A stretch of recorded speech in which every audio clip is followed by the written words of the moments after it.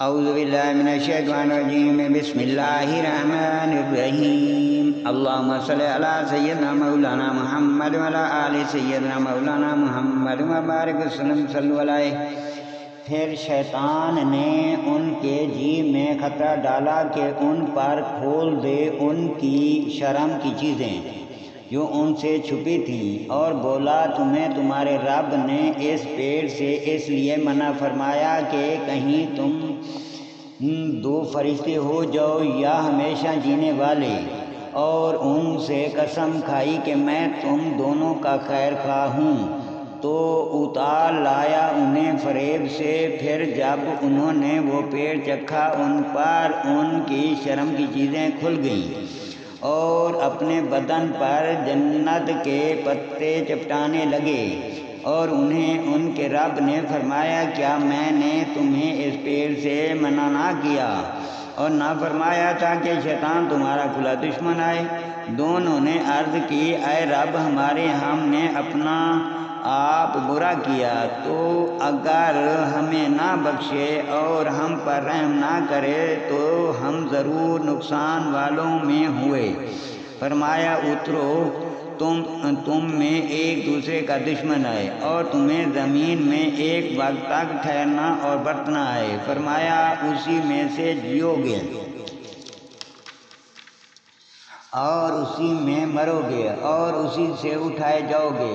اے آدم کی اولاد، بے شک ہم نے تمہاری طرف ایک لباس وہ اتارا گیا کہ تمہاری شرم کی چیزیں چھپائے، اور ایک وہ کہ تمہاری آرائش ہو، اور پرہیزگاری کا لباس وہ سب سے بھلا۔ یہ اللہ کی نشانیوں میں سے ہے کہ کہیں وہ نصیحت مانے۔ اے آدم کی اولاد، خبردار تمہیں شیطان فتنے میں نہ ڈالے، جیسا تمہارے ماں باپ کو بہشت سے نکالا اتروا دیے ان کے لباس کہ ان کی شرم کی چیزیں انہیں نظر پڑیں۔ بے شک وہ اور اس کا کنبہ تمہیں وہاں سے دیکھتے ہیں کہ تم انہیں نہیں دیکھتے۔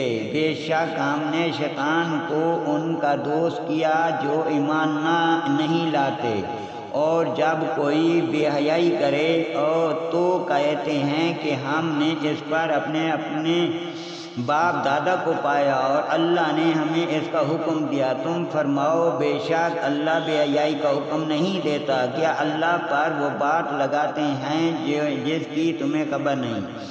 تم فرماؤ میرے رب نے انصاف کا حکم دیا ہے، اور اپنے منہ سیدھے کرو ہر نماز کے وقت، اور اس کی عبادت کرو نرے خالص اس کے بندے ہو کر، جیسے اس نے تمہارا آغاز کیا ویسے ہی پلٹو گے۔ ایک فرقے کو راہ دکھائی اور ایک فرقہ کی گمراہی ثابت ہوئی۔ انہوں نے اللہ کو چھوڑ کر شیطان کو والی بنایا، اور سمجھتے یہ ہیں کہ وہ راہ پر ہیں۔ اے آدم کی اولاد، اپنی زینت لو جب مسجد میں جاؤ، اور کھاؤ اور پیو، اور حد سے نہ بڑھو، بے شک حد سے بڑھنے والے اسے پسند نہیں۔ تم فرماؤ کس نے حرام کی اللہ کی وہ زینت جو اس نے اپنے بندوں کے لیے نکالی، اور پاک رزق؟ تم فرماؤ کہ وہ ایمان والوں کے لیے ہے دنیا میں اور قیامت میں تو خاص انہوں کی ہے جو ہم یوں ہی مفصل آیاتیں بیان کرتے ہیں علم والوں کے لیے۔ تم فرماؤ میرے رب نے تو بے حیائیاں حرام فرمائی ہیں جو ان میں کھلی ہیں اور چھپی، اور گناہ حق زیادتی، اور یہ کہ تم اللہ کا شریک کرو اس کو جس کی اس نے سند نہ اتاری، اور یہ ہے کہ اللہ پر وہ بات کہو جس کا تمہیں علم نہیں رکھتے۔